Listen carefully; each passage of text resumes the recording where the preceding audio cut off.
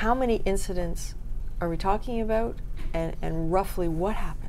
So Monday morning, the first video came into our possession, and this is now an incident with the bathroom. The video only showed one victim, but upon our investigation we found there was two. So at that point we did the investigation. I phoned the parents, I set up expulsion meetings, and I phoned Sergeant Smith in Division 13 to let him know what was happening.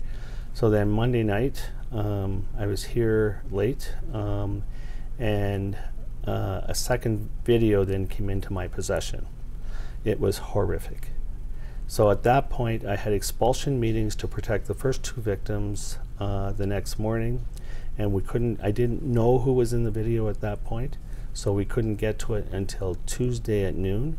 Once we identified who was in the video, we immediately pulled them out of class and began to interview each one of them. So how many victims now and how many perpetrators do you think? From my perspective, we have expelled 8 and suspended 1. This morning I received another video, but I forwarded it immediately. So I have no information what's on that video, and I don't know if it's a duplicate or what it is. So I forwarded to the investigators. Did you see it? Did you look at it?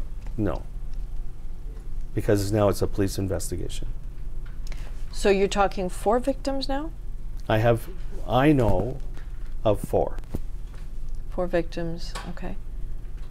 Your hesitation is because you think it's possible police might have uncovered more. I'm worried that there is more. There is still a fair amount of concern out there amongst Canadians that it took a matter of days to actually alert the police. Why did it take so long to call the cops? So I understand I'm under some critique for that. I have had this discussion with the victims' parents, and in my judgment, the best way to protect their son at that moment of that time, that's why we used the timeline we did. It's important that they are pleased. So I'm willing to take that hit because they're telling me he's healing faster because of the way we managed it. So I'm okay with that. If no one in that circle felt comfortable going to the staff or the leadership of that school, what does that say to you about the relationship you have with these students? Well, you know, it sounds awful, doesn't it? I mean, the way you're putting it. But the reality is most of the students have terrific relationships with staff and faculty here.